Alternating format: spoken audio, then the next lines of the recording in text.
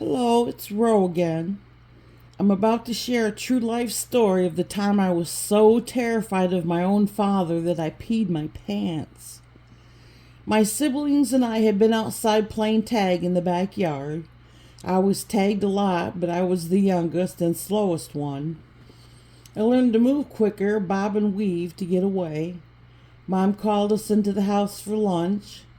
She had made us grilled government cheese sandwiches with homemade bread. They were good sandwiches. Mom's homemade bread was delicious. After lunch, Mom let us go back outside. Mark and I asked Mom if she had any liquid dish cleaner bottles. She would save them for us to play with. A lot of dishes had to be washed to feed 7 people. Mom had saved about 3 empty bottles. Some still had a little bit of dish liquid in them. We went outside and filled the bottles up with water and started blasting them at each other. The remnants of the dish soap would lather and get sprayed in our eyes. Our way of thinking was if you don't move out of the way, it's your fault you get soap in your eyes. By the time we went back inside, our eyes were beet red and stinging like mad. That didn't matter though, we had fun. At dinner time, Mom had made us plain rice with butter, salt, and pepper. She let us stay out later than usual, so it was already dark out when we ate dinner. We were sitting there talking to each other. I don't remember the topic of conversation. While eating, there was a loud banging on the door. The door had been hit hard 4 or 5 times before Mom was able to open it. My father was at the door. Mom told him he was drunk and to leave. He pushed Mom up into the kitchen. Then he grabbed her arm, pulling her into the bedroom, closing the door. We hurried to finish eating. We didn't know what was going to happen or the next time we'd be able to eat again. We could hear Mom and Dad arguing. I couldn't hear what it was about. Then we heard bumping and thumping coming from the bedroom. Mom was yelling for my dad to stop. The door swung open and Mom yelled, "Run!" Everybody got up and ran outside, meeting in the front of the house on the sidewalk. On the way out the door, I paused to look back at my parents. Dad had tackled Mom onto the living room floor. She was on her belly and Dad was trying to pull her to him, grabbing at her legs. Dad was stating that he was going to kill her and them kids. Mom was kicking and kicking him like she was treading water. He finally let go of her with one hand to cover his head and face from the kicks. The freed one foot, she began to stomp on his face with her free one. He loosened up her other leg, trying to protect his face.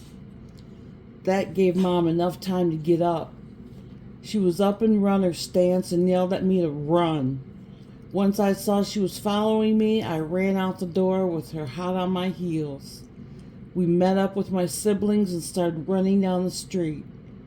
Dad couldn't run because he had been shot while stationed in Vietnam. It affected his gait and ability to run.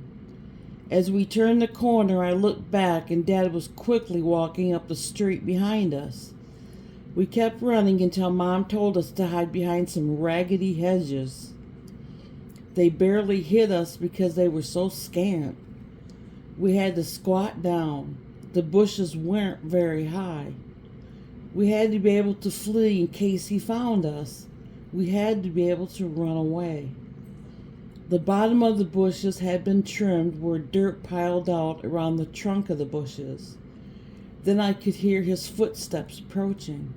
I knew it was him. I was so terrified he'd find us, I peed my pants as he walked past.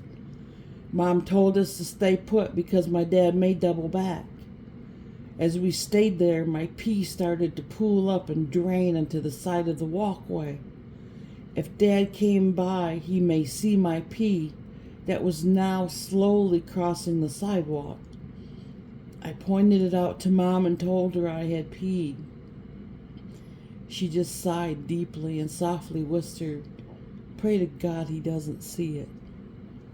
As if right on cue, here come my father walking back up the block. It was by the grace of God that he didn't find us that night. We stayed where we were at for what seemed like hours. Sometimes my sisters Rose or Sherry would sometimes sneak back in the house to see if Dad had passed out. Usually he would turn out the lights, and about an hour after that it was thought that he would be passed out.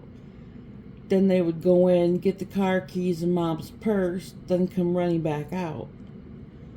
Mom would sneak back to go get the car. She would have to quickly start it and get it out of the driveway before Dad could reach her. When Mom got the car, oftentimes we would have to sleep in it all night. Other times, if he passed out, we could sneak back into the house and go to bed. These were regular events when Dad had been drinking. Living with us or not, he wouldn't leave us alone, and the abuse continued.